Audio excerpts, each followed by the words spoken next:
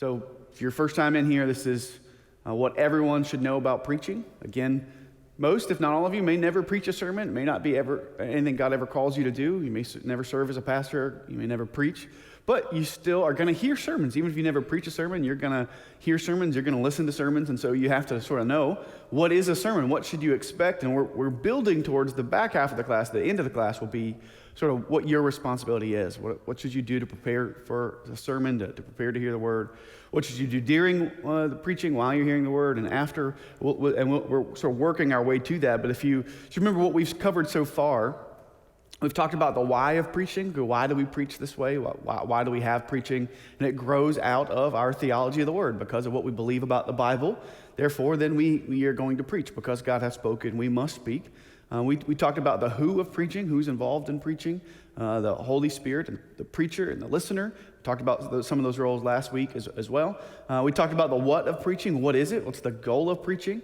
It's to expose the text, to apply it, and to help people to take that word and actually transform their lives, be changed by the Holy Spirit. So today, we're moving into sort of the how of preaching. And so today, we're going to talk about sermon preparation and delivery. How do you actually prepare a sermon? You've all known preachers, you've all known pastors who talk about sermon prep and their time in the studies, preparing sermons. We'll go, well, what happens in the study? Do preachers just go in and shut the door and close their eyes and hope that a sermon sort of falls into their mind? What happens in sermon preparation? And so we're going to talk sermon prep and delivery as we talk about that, the how of sermon. But I first want to ask you a just interesting question. I want to take a poll. I want your opinion. When should a pastor finish his sermon? So, if you would say the pastor should have his Sunday sermon done Wednesday or before, raise your hand. You think the sermon should be completed Wednesday or before? All right, 1, 2, all right. Thursday, Friday, if you're willing to give them a couple more days, if you think the sermon should be completed Thursday, Friday, raise your hand. All right, if you're fine with like Saturday night, Sunday morning, you think the pastor can finish it Sunday morning before church, raise your hand. I appreciate you guys. All right, you're all wrong. When is the sermon finished? When he's done preaching. When is the sermon done? The sermon is done when the sermon has been preached. So we use sometimes that where we ask preachers, hey, is your sermon done yet? Well, no, I'm still working on it. And what we mean is, where are you in your preparation? That preaching is the event. It is the act. It is the thing that happens here at this pulpit for 45, 50 minutes, right? It is the actual event. It doesn't matter what you've done during the week. You have to come. It doesn't matter how great your outline is, right? If you don't stand and deliver. It doesn't matter everything you've done in the study if you don't get to bring it there to the study, right? We've all had times where we had, right? I've missed preaching now, I think 3 different times because of COVID. Twice because I had it, and once because somebody else in my house had it, right? I did all that prep, but you didn't hear any of it until like weeks or months later because I didn't get to come into the pulpit and preach. That the sermon is the thing that happens in the event. It is the actual act of preaching. The sermon is not what's on the paper. That's a sermon outline. It's part of sermon preparation, but that is not the sermon. The sermon is the event. The sermon is the thing that takes place. So when is the sermon done? The sermon's done when it's preached. Now, preparation might happen earlier in the week, and every pastor's different, every schedule's different. I don't think there's a hard set rule of when should your preparation be done. Plus, I don't know any pastor who ever feels done. You can finish all your prep on Wednesday, and that's great, and you're still going to think about it, and you're still going to look at it Saturday night and Sunday morning. It's like water. If there's space, it's going to fill it, right? Whatever space you've got for sermon prep, that's how long it's going to take you to prep your sermon. It's going to fill the vacuum. But even as we talk about sermon prep today, that's what I want you to get. Everything we do in sermon prep is driving for the actual act of preaching. And so we prepare to preach. We don't preach our preparation. Here's what I mean by that.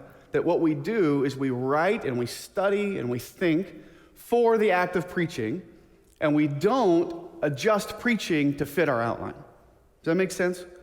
You've all heard sermons before, that it would have been more convenient had the guy just emailed it to you, right? Because he just read it. He just stood there. It would have been just as effective had he just sent you his outline.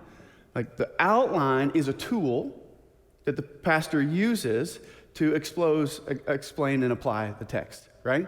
It's a tool. And so we preach for preaching. We don't preach our preparation. We prepare to preach. We want to stand in the pulpit. So the sermon is the thing that happens in the pulpit. Does that make sense, everybody? So when is the sermon done? When it's done, right? On your way to lunch. That's how you know the sermon is done, because it's actually been preached. What we're going to look at today is that we think about the sermon preparation. So what goes into preaching, the how of it, the three sort of pieces that we'll talk about are text, sermon, and delivery. So text needs a T. Text, this is going to be interpretation. We'll talk about this first, is a right understanding of the text, right? If the goal, the aim of preaching is to expose the text, explain it, and apply it, the first part of sermon preparation has to be textual work. It has to be, what is the text? What's the text say? Work in interpretation, which we'll talk about. The second piece then, which this is, to me, the hardest transition for every preacher, is the shift from study of the text to then writing a sermon. It's really easy. Again, we've all heard sermons before that we're just basically running commentaries on the text. That it could have just been a commentary. They're just making running observations about the text. That's not what a sermon is. A sermon is taking the text, exposing it, explaining it, and applying it in a way that people can read and understand and hear and remember, and that makes sense to them. So when we say sermon, that's what we mean. The crafting of a sermon, right? The sermon outline, whether that's a fill in the blank in a bulletin, even every preacher who even uses fill in the blank, they've got more things in their outline than they give you in the blanks. Right, so thinking through the actual outline of the sermon. What are you going to say? Right, this is what the text says. How am I going to tell people about that? What am I going to say? And we'll talk in here about explanation, illustration, application, the actual words that you're using. Right? Every preacher has to make a choice about what words he's going to use in the pulpit. And they're either going to be an informed choice or an uninformed choice. This is essentially what I wrote my doctoral thesis on, is style in preaching. And by style, I mean simply the choices that the pastor makes and the sort of words that he uses. How do you be clear? How do you use words that are understandable, that help to make things clear rather than to muddy them up? So sermon, when you say sermon, we mean the sermon outline, the actual words that you're going to use, and then the delivery. Doesn't matter how great your outline is if you can't deliver it, if you can't speak it. Again, because the sermon is not the thing on the paper. The sermon is the event. It is the act. It's the thing that happens in the pulpit when the pastor stands before the people and preaches. So these are the three aspects of preaching: text, sermon, and delivery. Almost every preacher that I've ever met is better naturally at one of these than the other. There are some people that are naturally gifted speakers and are comfortable. Delivery comes easy to them. But interpretation is harder, or vice versa. Some people are really good with the text, and they really feel comfortable in delivery, but they have a really hard time creating sermon outlines that are helpful, that actually help to explain the text, that don't muddy things up. Everybody's going to have different things that they're more naturally gifted in one of these three. But I think pastors are called to work at all three of them. They all take work, and the more you do it, the better you get at it. Why is Dr. York such a good preacher? One, a lot of natural gifting. But two, a lot. How many sermons do you think Herschel's preached? A lot. A lot. There is no, anybody heard of that? When I say the 10,000 hour rule, anybody know that rule? I think it's Gladwell. Research shows that it's probably right, but it's sort of a shorthand that to gain expertise at something, you've got to do it for 10,000 hours. And so that if you look at a lot of the people who are sort of savants in what they do, a lot of the reason they're so good is if you sort of go back and look at their life, is they started their 10,000 hours really early, right? So you think about Tiger Woods was one of the best golfers in the world. When did he start playing golf? As a child, really young. He started working on his 10,000 hours really early. I've heard it said, and obviously it's hard to confirm, that it takes about 1,000 sermons for a pastor to find his voice, to begin to feel in any way comfortable in the pulpit. You think about that, 1,000 sermons? That's a lot of sermons. So the more you do this, the better you get at it. So let's look at text first. I'm going to go through text relatively quickly, not because it doesn't matter, but because what I'm going to go through is what I've gone through lots of other times in lots of other classes. When we talk about text, this is going to be the base way that we talk about interpreting the Bible. I did this in my Jude class. I did this in my James class. We just did this in the What is the Bible class. So if you want to go back and get more of this, you want an expanded version of this, I encourage you to go back to the What is the Bible class. You can look at that. That's what that class is what is the Bible and how do you study it. So if you want the expanded version, you'll go there, but we'll do a quick version here. So there are 3 C's when it comes to text.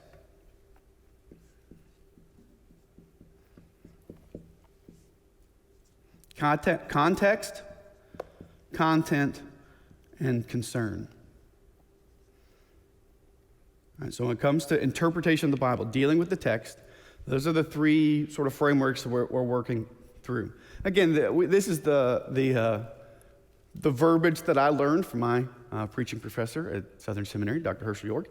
There are other guys who would use different terminology, but all doing basically the same thing. So when we think about context, right, if you've been at Buck Run very long at all, you've heard Dr. York say context is everything. Context matters. When we read the Word of God, we want to put it in context. You have to have it in context. So when we come to a text of Scripture, so Daniel 9, Dr. York is preaching Daniel 9 today. When he comes to that text, he wants to look at the context. What is happening in Daniel 9? It helps that we've been preaching through Daniel, right, so that he can set the context for you, but you've also heard Daniel 1 through 8 already. So we're looking at context. So what goes into context? First big bucket is historical context. Trying to think of what's the historical context of the book. What was happening in history at the time? Right? None of us were alive when the events of Daniel 9 happened. To think about, okay, when did these happen? Where did they happen? Right, so think about the historical context. In historical context, you have geographical context. Where are they? What's going on? You think about what's happening in the book of Daniel. Where are they? They're in exile. Right? That matters to the interpretation of the text, right?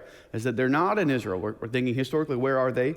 The specific historical events that are going on. So for Daniel, that's exile. Who are the kings at the time? Who are the world powers? Where are they writing from? Who are they writing to? Thinking through these specific historical details that are happening in the text. Number 3 is cultural context, right? And all this is a part of historical context. Cultural context. Right? What's the culture like? So you think about much of the Bible is written in the ancient Near East culture, which is very different than modern American culture, right? It's written in a shame and honor culture. You think about John 4, the woman at the well. It's a great example of this. John tells us that she goes to the well. What time does the woman at the well go to the well in John 4? Noon. Why does John give us that detail? Because that's not usual. How do we know that's not usual? We know a bit about the cultural context of the ancient Near East. Why did women not go to the well at noon? When did they go to the well? Early in the morning. Why? Because it's really hot. And you go early in the morning before the sun is up, before it beats down. You go to get what you need for the day. And you go, it's a social event. The women would go and spend time together early in the morning before the sun was hot. What is that? That's cultural details. That's cultural context. And so we realize John's not just saying this is what she did to get a drink for lunch. John is giving us a cultural detail. We understand that in the cultural context. We think about the religious context. What's happening at the time? Who are the people that are involved in this text? Are they Jewish? Are they pagan? If they're pagans, if so, what are they? Who do they worship? What do they believe? So you think about, you go back again to John chapter 4. What was the woman at the well? She was a Samaritan. Where did the Samaritans come from? Samaria, yeah, that's right. How did we get the Samaritans? Well, right, when the Israelites were taken off into exile, some were left, and the Assyrians resettled some of their own people, and you get this sort of mixed people, both ethnically and religiously, that took the worship of Yahweh and combined it with the worship of these other gods. And so if you go back to John 4, she has this conversation with Jesus about where to worship, and we understand that because we know about Samaritans. We know about the Jews. We know that the Jews didn't like the Samaritans. They hated the Samaritans. We know some of what they believed and how they worshiped. She says, we worship on Mount Gerizim. You worship in Jerusalem. Which of us is right? She's having a religious conversation. So knowing some about the religious context. Again, you want the context of John 4. You read the Old Testament. So where we read about the Samaritans, where we read about where they come from, about their religious background. So we're thinking geographically, historically, culturally, the religious context, thinking through these things to give us the context of the text. We're asking lots of questions of the text. So number one is historical context. Number two is textual context.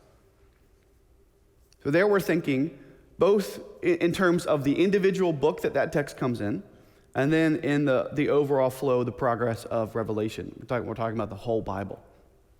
So today, what is the immediate context of Daniel chapter 9? In the book, it is Daniel chapter 8 and Daniel chapter 10, right? What comes around it? We're placing Daniel 9 within the larger context of the whole book of Daniel. So that before Dr. York began this sermon series in Daniel, I promise you, he spent a lot of time making sure that he had his mind wrapped around the entirety of the book of Daniel. He's not winging it as he goes. So that when he preaches Daniel 9, he's able to do that in the context of not just 8 and 10, but of the whole book of Daniel. That he's understanding, how does this one piece fit with the larger whole of the whole book? And then even that, what is he doing every week as he preaches? Listen to what he does. He'll do it today in his sermon. He's taking this truth, what we hear in Daniel chapter 9, and what's he doing? He's placing it in the context of all of redemptive history, of everything that God is doing, right? So the name of Jesus doesn't show up in Daniel, but he's going to talk about Jesus. He's going to talk about the cross. He's going to talk about redemption. He's going to place God's redemptive act in Daniel 9 in a broader context of what God is doing in all the world and all of history, from creation to the new creation, right? So this is what we mean by the cultural, the textual context. Where we see this text in the book, where does it fall? What's around it? Especially if you think about, you go to Paul's writings, Paul's building an argument often when he's going through his writings. He's laying things out in a particular way for a particular reason. He's laying out an argument. So we want to follow Paul's argument. You think Ephesians, right? What's the split in Ephesians? First 3 chapters are theology, generally, and the back 3 chapters are implications of that theology. Because this is true, Paul then says, therefore live this way. Well, it's important for us when we preach or teach Ephesians to know that. We're going to know the whole of Paul's writing, to know everything that Paul's doing there so that we have the broad, big picture view. So, talked context, historical context, textual context, what's happening in the book. Number 3, literary context. By that we mean, what type of writing is it? That there are lots of different genres. I'll give you a short list. But again, there are lots of people who might break these into smaller categories. When we say genre, we just mean, what type of writing is it? What type of literature is it? I love to use this example. If you went to the mailbox tomorrow afternoon and you pulled out a letter from your mailbox and it said, congratulations, you have won $1 million, would you immediately call your boss and say, I quit, I'm never coming in again? You go in and tell your wife, we've won $1 million, we've done it, we can retire right now.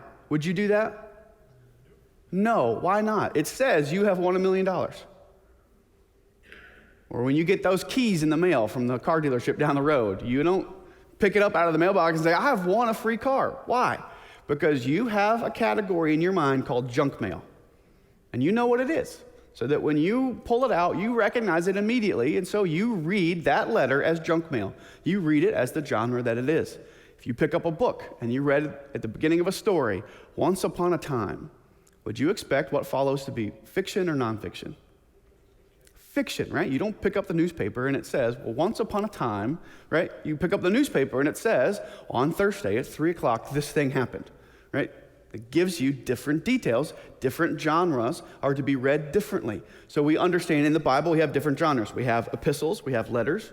What's an example of a letter? Thessalonians, right? First Thessalonians, it's a letter. We have history. Right? Much of the Old Testament is history, historical narrative. It's telling us history. Those that would say the Bible is full of myths, I would say have not dealt honestly with the history of the Old Testament. The Bible does not present history as myth. Why? The Bible gives us names and places and dates. That's not what myths do. Myths say, once upon a time, once there was a guy. That's not how the Old Testament is written. The Old Testament says there were these people, and they lived in this land, and they lived from these years, and this was their king, and this is when they went here, and this is when they went there, and this was in the reign of so-and-so, and this is when they took a decree, right?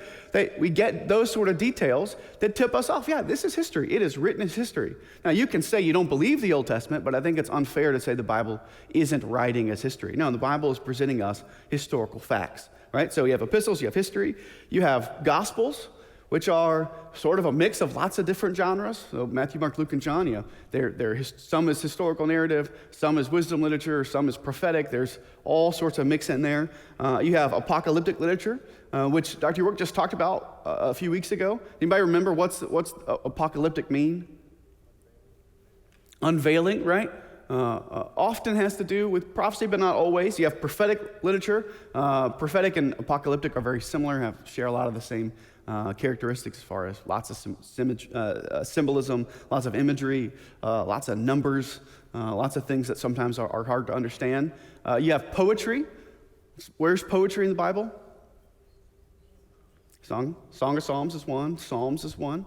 Right? Why is it important to read poetry as poetry? There are those who would read the Psalms and say, well, clearly the Bible is wrong because the Bible doesn't, it talks about, if you read the Psalms, it talks about things that seem to say that they think that the sun revolves around the earth. And clearly that's wrong. Clearly we know that's wrong. Right? What time was the sunrise today? Anybody know? Yeah, sun didn't rise today. What happened? The earth rotated, right? But if you had told me the sun rose at 7:02 today, I wouldn't have said you're wrong. Why? Because I know what you mean, right? That we are describing the phenomena of what we see. That's what often poetic literature does, right? The poets are not making scientific statements, right? When you write a card to your wife on your anniversary and say, your eyes shine like 1,000 stars in the night sky, your wife does not say, you really think my eyes look like 1,000 burning balls of gas deep in space? No. Why? Because she understands, hopefully, poetic language. She knows that's not what you mean, right? That you're using imagery to speak poetically. So again, we want to read the Psalms as the Psalms. Proverbs, right? Obviously, the book of Proverbs, wisdom literature. All right, we want to read wisdom literature as wisdom literature. What is wisdom literature? It is largely giving us the best ways to live according to the way that God has designed the world. Wisdom literature says this is the way to walk. Now, it's important for us to understand that wisdom literature is different than prophecy, right? That it's not, wisdom literature is general principles for living, not promises. You'll go wrong if you read wisdom literature as, if you do A and you do B, you'll always get C. That's not how wisdom literature is written. Right? You think about the Proverbs say, answer a fool according to his folly, lest he take himself wise. Anybody know that proverb? Right? So when somebody is acting foolish, you need to answer him, or he'll think himself to be wise. What's the next verse say? Answer not a fool according to his folly, lest you be like him. Right together. Right? Either we can say Solomon forgot what he had just written, and he wrote the opposite thing, or we can say this is what wisdom is. Sometimes you need to answer a fool according to his folly, lest he think himself as wise. And sometimes you need to let him be, and you need to stay quiet, lest you end up like him, right? That's wisdom, knowing the difference of when to speak and when not to speak. Train up a child when he is young, and when he is old, he will not depart from it. Is that a promise that if you do your best as a parent, that you are guaranteed, God guarantees you that your child will never stray from the Lord?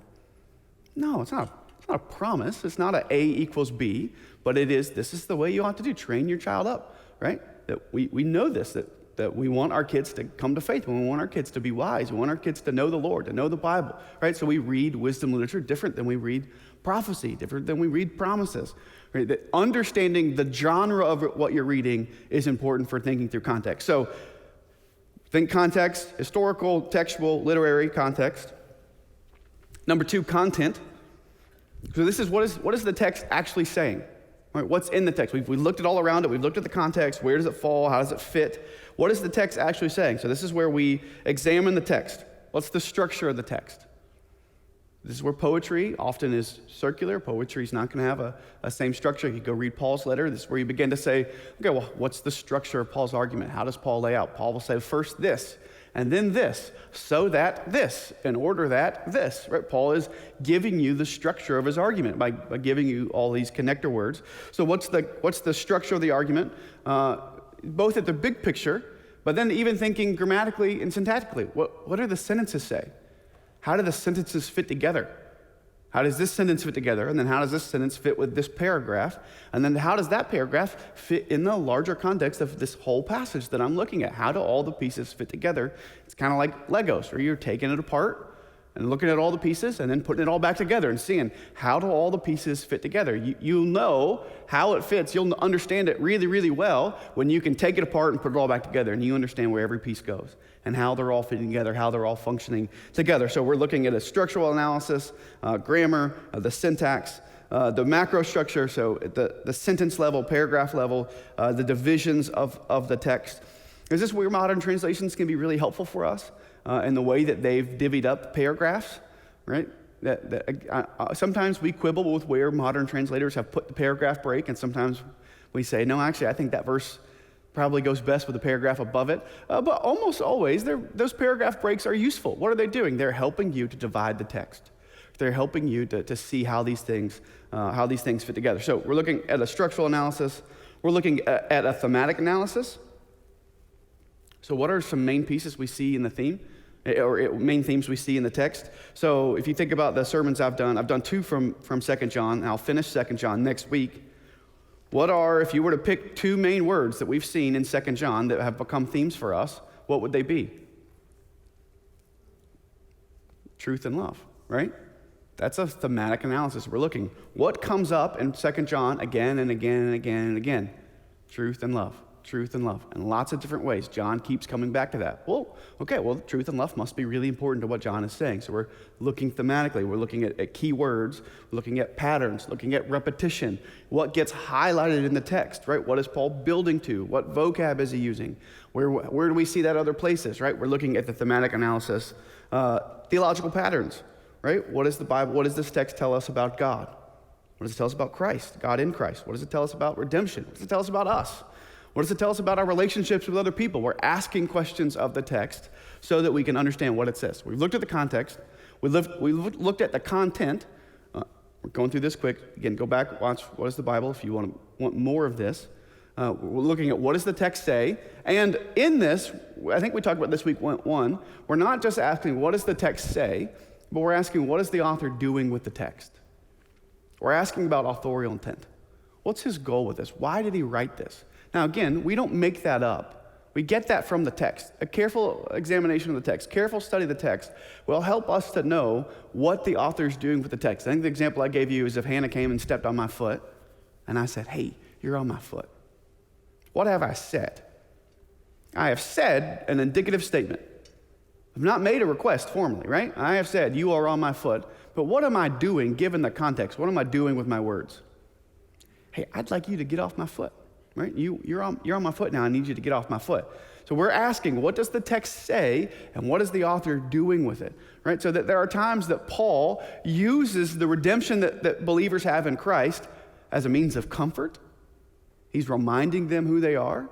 There are times that Paul uses the redemption, the themes of redemption that believers have in Christ as a means of rebuke. Go read the book of Galatians. Paul's coming back, and he's some of the most beautiful descriptions of the gospel you get are in the book of Galatians. And the whole point is Paul saying, why did you leave this? Why would you go back? Are you so quick to leave this gospel? Paul is rebuking them. So we're asking, what is he saying? And then what's he doing with what he's saying? Why do we want to know that? Because we want to do what the authors are doing. The goal is to expose the text, explain it, and apply it. Not to make up what we want. Not to use the text and to wield it for our own purposes. But we want to use the text in order to do what the author intended. So looking at context, looking at content, what's it say, and what's he doing with it. And then last piece, and this begins to transition us as we think sermon. What's the concern? Or we think application. What is the goal of this text? If I read this text and I believe it and I want to do what it says, what difference would that make? What does that mean that I need to believe or stop believing? What does that mean that I need to practice or stop practicing? What does that mean I need to think or not think? How is this text supposed to change me? What is it supposed to, do I need to be rebuked? Do I need to be comforted? Should I be encouraged?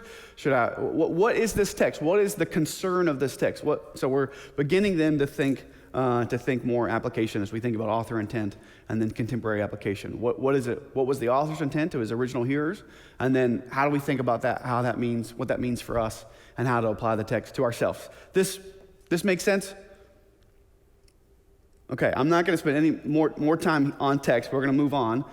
Again, you can find this more elsewhere. So the first piece that the pastor wants to do when he preaches is you have to have a good understanding of the text. If you miss the text, it doesn't matter what you do from here on. Doesn't matter how nice and neat your sermon outline is. It doesn't matter how great your delivery is. If you miss the text, all of this at best is in vain, and at worst is dangerous. Right? If you miss the text, but you can create a nice outline and you can deliver it really well, you're a dangerous guy. Right? The most important part of preaching is that you get the text right. Dr. York will tell you when he grades sermons at Southern, this is the framework that he uses, that he's evaluating text, sermon, delivery. You will not pass a sermon if you miss the whole point of the text. It doesn't matter how well you preach your sermon and how well you deliver it. If what you preach is not from that text, you've missed the whole point, you've butchered the text, you preach heresy, right? It doesn't matter what else you do from there, that if you get the text wrong, at best it's in vain, at worst it's really dangerous. It can lead people into false gospel. So the text is the most important piece. But when we think, okay, once we feel like we're good, we feel like we have a good handle on the text, we know what the text says, we feel like we put it in the context, we've thought about the content, thought about the concern, we feel like we have a handle on, here's what this text is, here's the main point of this passage, here's how I got that, here's how I see that there, here's why I think that. Then we begin to think and move into sermon. You can't go here until you have this main point, until you've done the textual work. What's the danger? Every preacher will tell you they've had times that early on in the sermon preparation process, an outline popped into their head. And they thought, ooh, that'd be good. Yeah, that would fit real well. That's my 3 points in a poem. That would fit really nicely. And then they've done the textual work and they found out, ooh, the text doesn't really fit that. And the temptation is to shove the text into this, what you already decided you wanted to do, right? But what drives the sermon? Not the pastor's outline. The text does. So we want the outline to serve the text. The outline comes out of and is influenced by the text. It doesn't mean that the structure of the outline is going to match one-to-one the structure of the text. That'll depend on the text. It's a little easier to do in an epistle. It's a little harder to do in a book like Daniel, right? So it's harder to do. You got long sections of narrative. It's hard to match your outline and structure. But the goal is to take what's the main point of this text.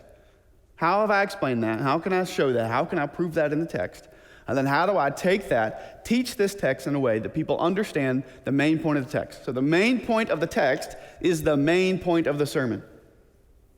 And if the main point of the sermon is not the main point of the text, you have to tell people that. So every now and then, I think I've heard maybe once or twice Dr. York do this. I think once, if I remember correctly, he preached a sermon out of Ruth to talk about sanctity of life. And he said at the beginning, I want to look at this text together, and I want to look at this particular truth that's in this text. But what we're going to do today is not look at the main point of this text. The main point is this, and if we were to preach this text, we would look at that. But I want to use this text as a window to think about this theological truth from that text. Right? You got to be honest with the text. The main point of the text should be the main point of the sermon. You'll notice, if Dr. York ever preaches a text in which he is just trying to highlight a particular thing, he'll tell you, what I'm about to tell you and what we're going to focus on is not the main point. Why is that? It's truth in advertising, right? We want the text to drive the sermon. So the main point of the text should be the main point of the sermon. If we think about sort of sermon structure, every sermon to some degree looks different. We just think about base structure. You have your main proposition, which is your main point. This is your main, where does your main point come from? It comes from the text. What's the main point of the text? Okay, well then that's the main point of my sermon.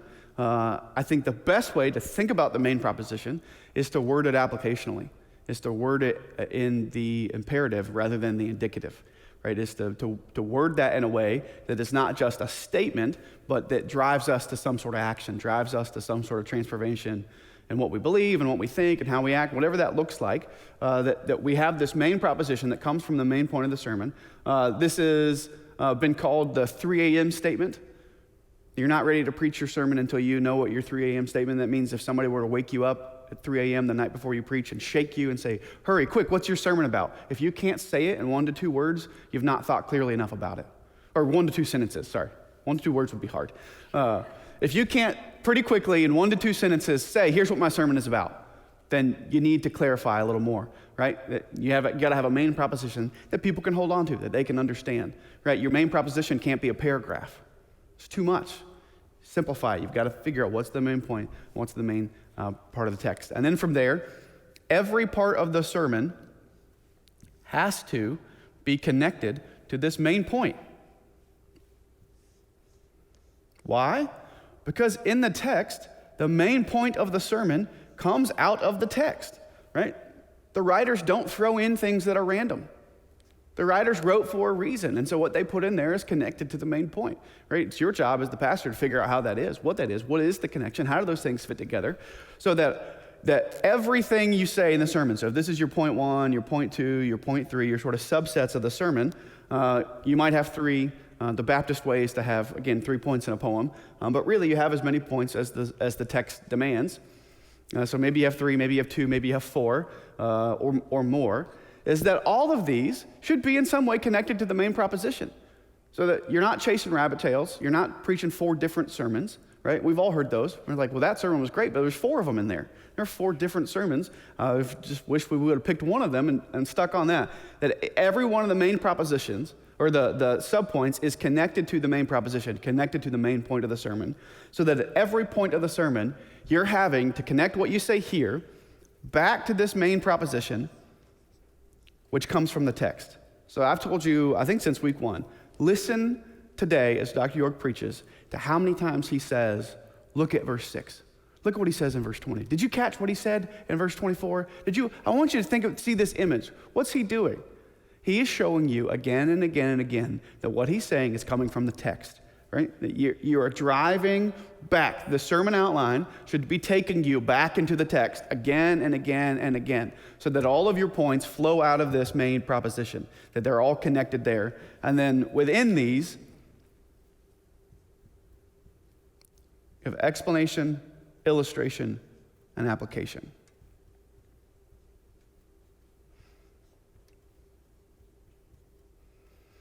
Doesn't mean that every point will necessarily have an illustration. Oftentimes that'll be the case. Sometimes it won't. But as you think about the main proposition of the sermon, if you listen to the way Dr. York preach, you're going to hear that main proposition almost always pretty early in the sermon. He's going to tell you pretty early in the sermon, here's the main point of this passage. And then he's going to spend the rest of the sermon showing you why that is, and showing you how that is, and what that calls us to do, and what the implications are of that, and how we're supposed to do that, right? With these main points. So then you're explaining your subpoint. Here's my second point, and here's where this second point is in the text. Let me show that to you. Let me explain this to you. Let me illustrate that point to help you to understand it clearly. Not every point needs to be illustrated. You can't have 40 illustrations in a sermon. Illustrations serve lots of purposes. One of the purposes they serve is to help to shed light on truth. Things that are sometimes hard to understand. We've all had instances where something was said that was a hard thing to understand, and then a pastor used an illustration that made sense to you. Oh, okay.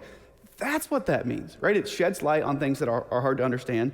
It gives people nice hooks to hang things on, so people can remember stories. And so often those stories become hooks that can help us to hang theological truth on, that we remember theological truth because we heard the illustration that helped it make sense to us, but it sticks in our brain. It helps us to remember what the text says.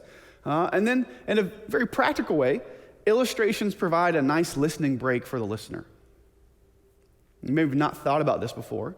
Most research shows that you can listen intently for about 12 minutes, maybe 14 minutes, and then your brain needs a break.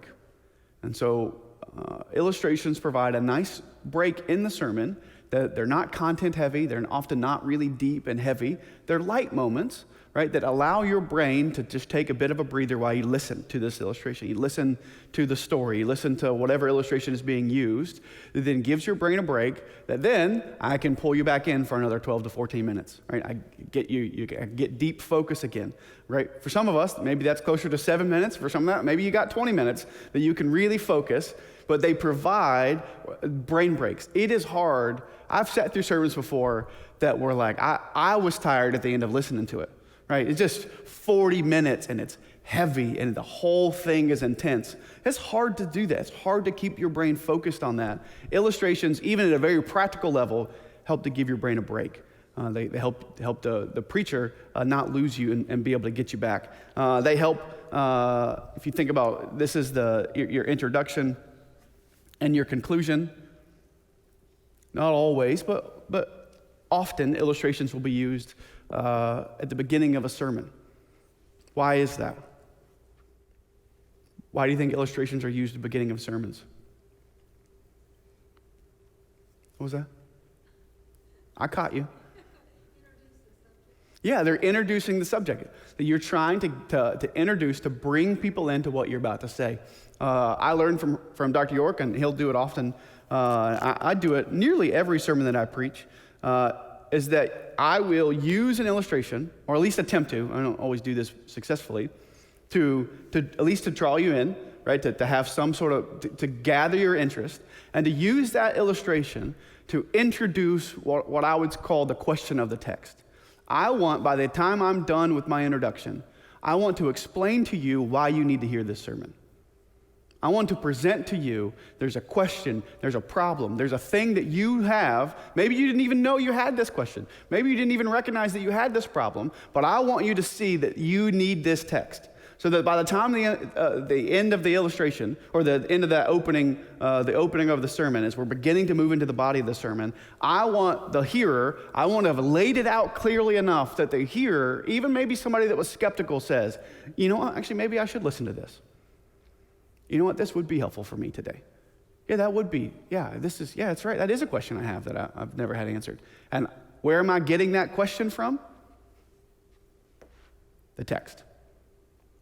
What's the text calling us to? That's the question that I'm trying to use. The illustration helps to draw us in, to sort of create that need. Why do you need to hear this sermon? Why should you listen today? Why should you pay attention? Why should you fill in the notes?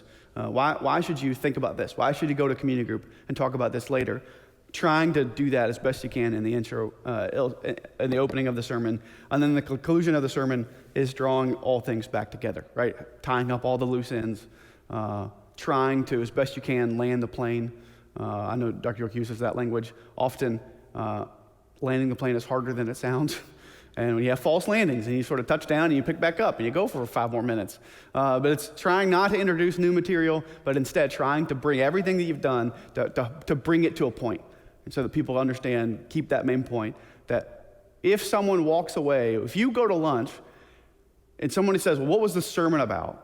The goal of clear preaching was that you would pretty easily be able to talk about this main proposition.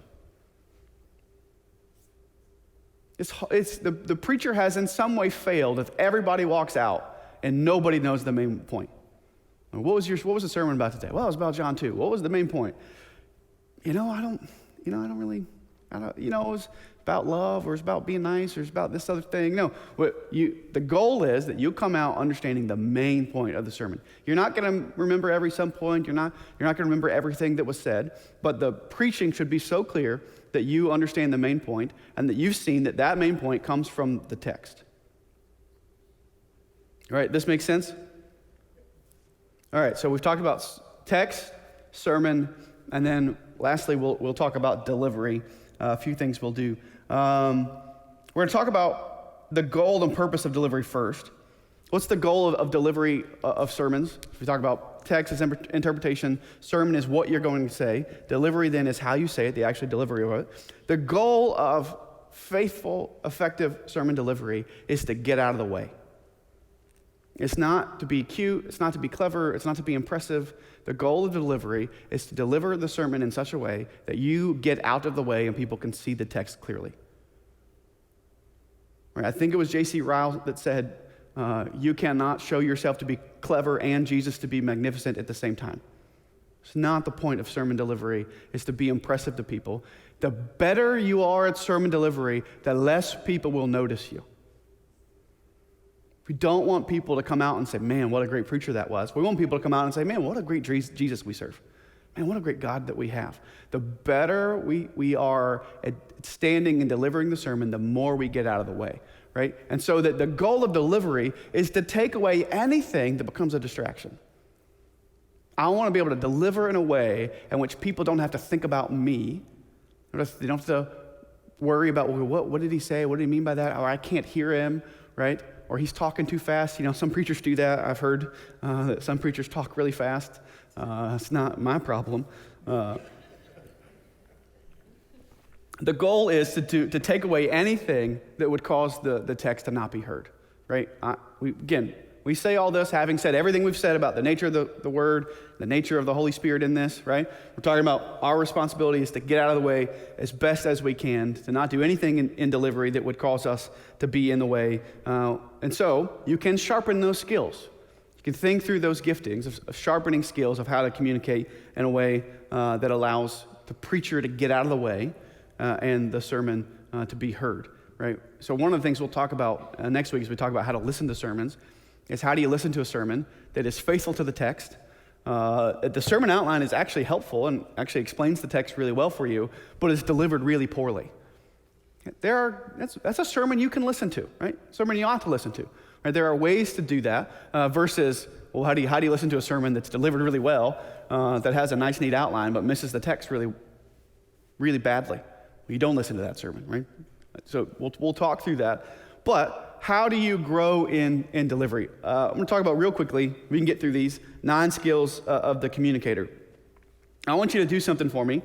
I know that this won't be your favorite thing, but I think it'll help you understand this. I want you to find a partner or somebody near you and partner up, and then I'll tell you what we're going to do. So find your partner, somebody near you, get with them. I promise you only have to be with them for like 3 minutes. It won't be super long.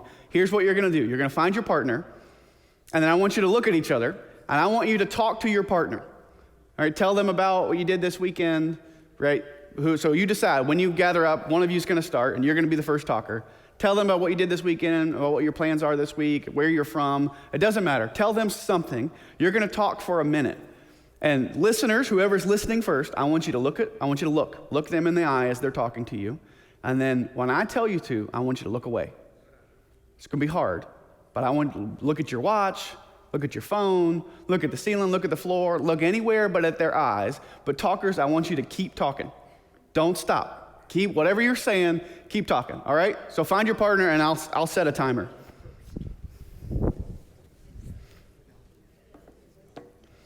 All right, I'm going to start the minute timer. Does everybody know who's talking first and who's listening first? Right, that's important. Somebody has to be a talker and somebody has to be a listener. All right. Whoever's talking first, you're going to start talking about whatever you want for 1 minute. Listeners, look them in the eye and listen well. Start. All right, listeners, look away. Look at your phone, look at your watch, look somewhere else. All right, now swap. Listeners, now you're the talker. Talker, you're now the listener.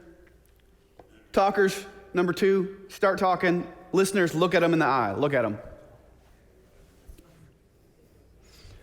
All right, now look away. Look at your watch, phone, just anything but looking at them. All right, you can stop. All right, what'd that feel like? So when you were the listener and you looked away, how'd you feel? When you were supposed to be listening and you were looking at your watch or your phone, how'd that feel? Feels awkward. It feels rude, right? You feel awful. You're looking at your watch, you're not looking at their face, right? Listener or talkers, when they looked away from you, what'd that feel like? Be disobedient, yeah. How hard was it to keep talking and to keep your train of thought when they began to look away from you? Really, really hard. All right, the first skill of a communicator is eye contact. Is to look you in the eye, right? One of the reasons we have a tall pulpit is not just so that I can't use it. It is too tall for me. By the way, that is the reason I don't use that pulpit. If you ever, I get asked about that more than you think. Of like, hey, we love Buck. Several times we've been told, hey, we love Buck Run, and the only thing keeping us from joining is it just really bothers us that like nobody else is allowed to use that pulpit. Like, oh no, that's not what it is at all. Like it's just none of us are tall enough to use it. It's a really tall pulpit. One of the reasons we have a tall pulpit is that it allows Dr. York, who one is taller, but he can see his notes without having to look down very much. He can glance down and he can keep his eyes where? You, right? This is why I would argue what notes should you bring in the pulpit? As little as you need. Don't bring any more than what you need, because people need to see your eyes. They don't need to see you do this. They don't need to see you read. They don't need to see your eyes down. They need to see your eyes. The eye contact is an important part of communication. It matters.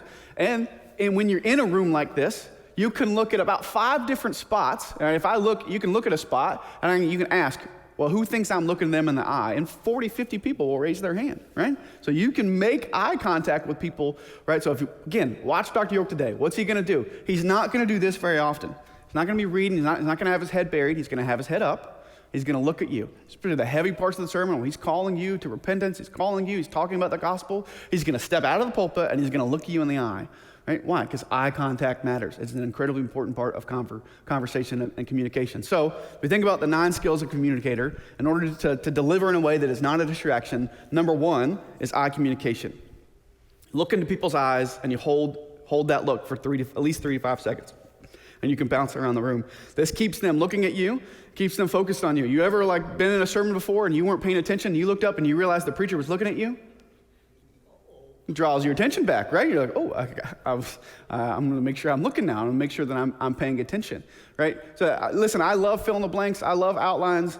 That if the way you listen better is that you want to look at Dr. York and you want to go back later and take notes, hear me. Thou art loosed, right? You don't have to fill in the blanks, right? If that helps you to listen, look at Dr. York and take your notes later. Go back and watch it later. Go back and fill in the blanks later. You can do that through the app, and you can get all those blanks. If you really want to do that, do what you need to do to listen well. Eye communication matters. Eye communication is important. Number 2, gestures and facial expressions. So Dr. York in his book cites some research which has been reproduced again and again and again. It tells us a little bit about the way the brain receives communication. And that all of us, when we receive communication from somebody, we see somebody, they begin to talk to us, there's really sort of 3 factors, or at least 3 base factors that go into that. It's the visual, what they look like. It's the vocal, what they sound like, how they say what they say. And then the verbal, what they're actually saying. And your brain is making decisions at a pretty subconscious level really quickly about whether or not you're going to listen to this person, right?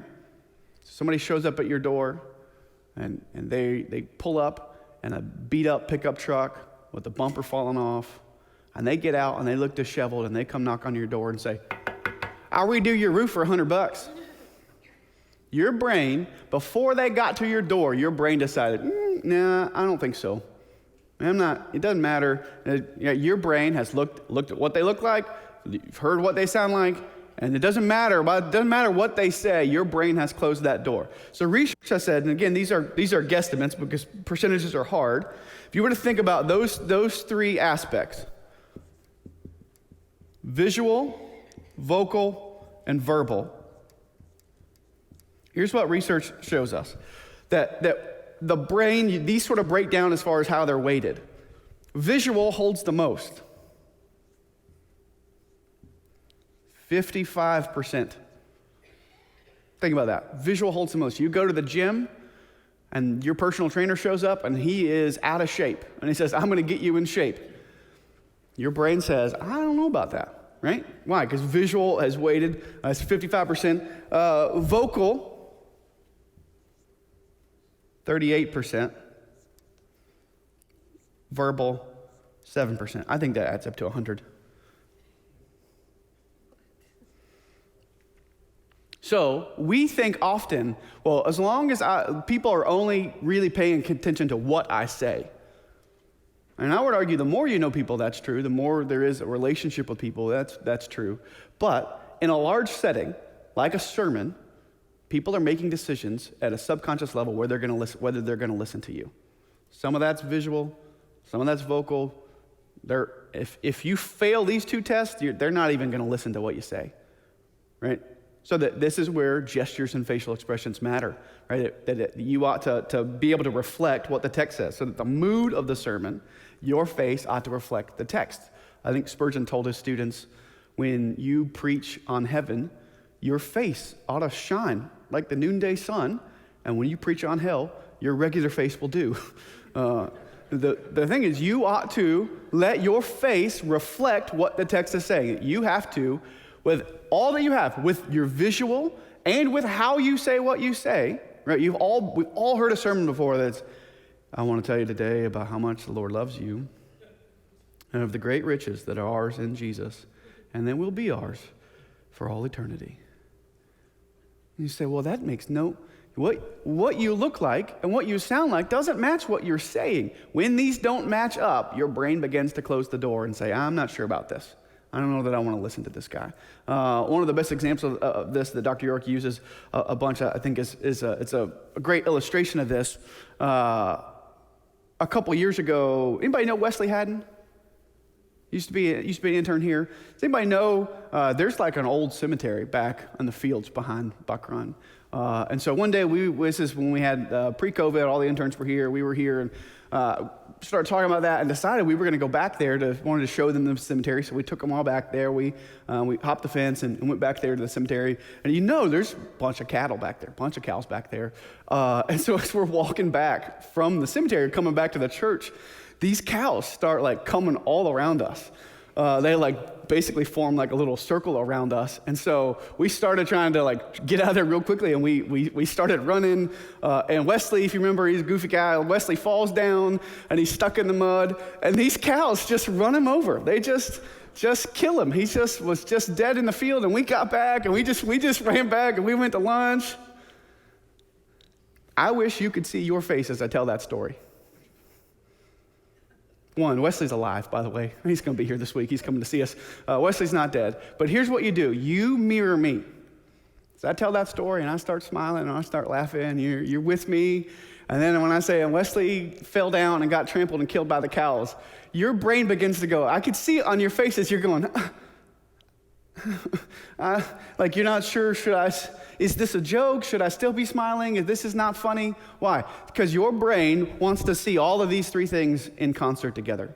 And when they don't line up, your brain says, yeah, I don't know about that. So 9 skills of communicator. First is eye communication. Second is gestures and facial expressions, right? Express as best you can on your face what the text is saying. That you want to represent what the text says and what you look like and what you sound like when you say it, and then and in what you say. All three of those things need to line up.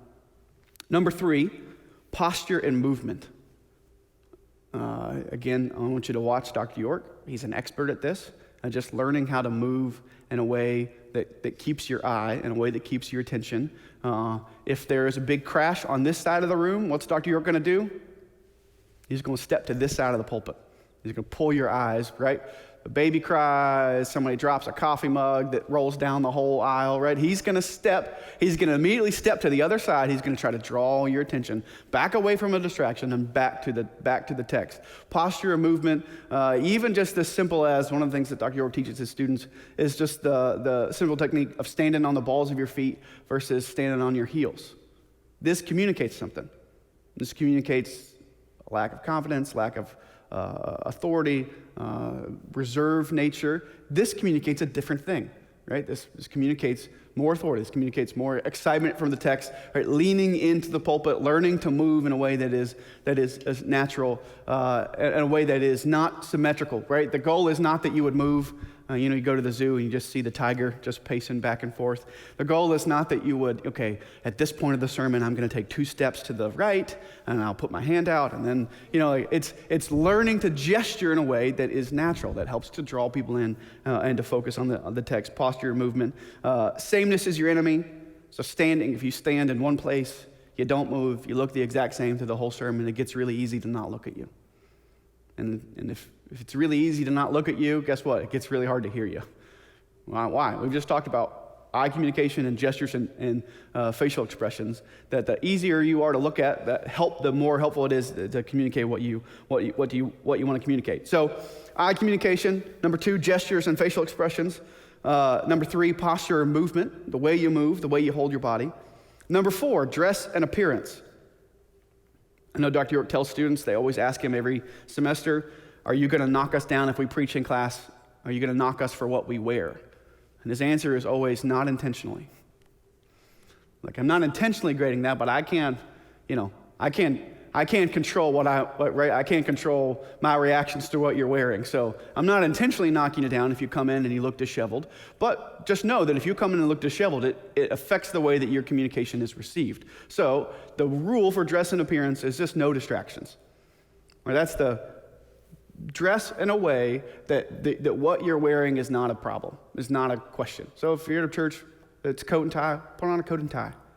If you're at a church that isn't coat and tie, wearing a coat and tie might be a distraction, right? Dress, whatever that context is, dress in a way that is not a distraction. Why? Remember, everything in delivery is getting out of the way. What you don't want is separate conversations in people's head. What you don't want is when you step into the pulpit, is now people are thinking, I can't believe he's wearing that. Why did he have that? Why didn't he do this? Why did he do that? Why did he have that on? Right? You don't want separate conversations happening in their head. So dress and appearance, whatever is appropriate given the context. You don't fight those things. Don't be sloppy. Show up bathed, look like you've been put together, then wearing something that is appropriate for that context so that you are not a distraction. All right, let's keep rolling. We'll get through these. Eye communication, gestures, facial expressions, postures and movement, dress and appearance. Number 5, voice and vocal variety. This is the least used tool in preaching. Again, Dr. York is really good at this. Most preachers use about 20% of their vocal range and really need to push that to about 60. So this is speed, volume, sort of the mood of your voice, the timbre of your voice, how you speak. Dr. York will be sometimes really loud and sometimes really soft, almost like a whisper. It's, again, sameness is your enemy, so using your voice in a way that continues to draw people in, that communicates what you're saying, right? That your voice, how you say it, matches what you say. If you're married, you know most of your fights you have in your marriage are not about what you say, they're about how you say what you say, right? And so using your voice to match what you say, using your voice to accentuate that, so voice and vocal variety. Number 6, words and fillers. Every pastor, every preacher has words and fillers that he has a hard time getting rid of. So these are words like and and like and right and whatever that thing is. It is a filler, meaning it is the thing your brain does when it needs a break and it's trying to figure out what thought comes next. Your brain wants to keep talking, so it sticks an or an or a like or a right or right. It sticks something in there. Oftentimes, you don't notice you have it until you go back and you watch yourself, and that is brutal. To go back and to cut out all the ums and ers and likes, that it's communication that doesn't communicate anything, right? So if the goal is to get out of the way so that people can see the text well, anything I do in a sermon that is a distraction from the text needs to be cut out. Ums and ers and likes don't communicate anything. If anything, they communicate that maybe I don't know what I'm doing, or maybe I'm confused, or maybe I'm not sure what this text says. If I've got a lot of ums and ers and, I'm just not sure, right? It might communicate that I'm not totally sure what this text means. You just cut those out. They're not serving you. So getting rid of words and fillers, things that don't communicate anything, meaningless words, things. The harder for me is what Dr. York calls sermon travelogue, is the telling them what you're about to do instead of just doing it. So I would let me conclude this sermon by, I'm like, no, just conclude the sermon. Let me tell you an illustration. No, just tell the illustration. You don't have to tell us what you're about to do. Just do it. And if you tell an illustration, we'll get it. We'll understand that's what you're doing. You don't have to tell us. So it's cutting out things that don't have to be there, cutting out words and fillers. Number 7, humor. Don't tell jokes in the pulpit. It doesn't mean don't be humorous in the pulpit, but jokes require really specific, often setup and really specific timing, right? You don't mean by jokes, but there's a setup that leads to it, has a particular punchline, right? Often jokes take a long time to set up, one, which is wasting time, right? You don't have a lot of time in the sermon anyway. You can give 4 minutes to a joke. But 2, what happens if you mess up that timing or you mess up the punchline? It's embarrassing for everybody. You've wasted 4 minutes, and you didn't accomplish whatever it was that you were hoping to accomplish with it anyway, right? So don't tell jokes in the pulpit. It's okay to be humorous in the pulpit. It's okay to tell humor stories, especially as you poke fun at yourself or to say things that are humorous.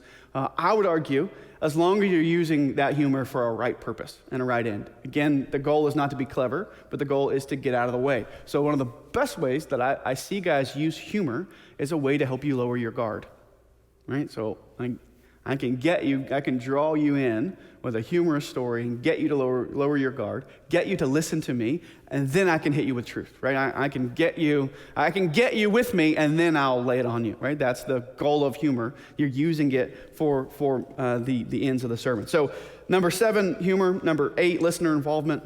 These are things like what we do here, having fill in the blanks. Having some churches, it's not fill in the blanks. They just give you a blank page.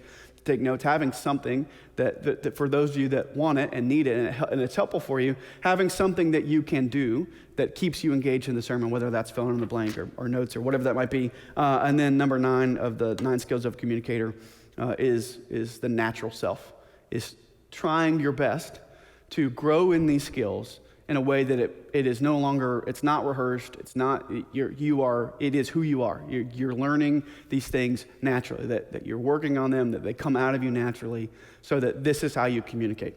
That you are not somebody else.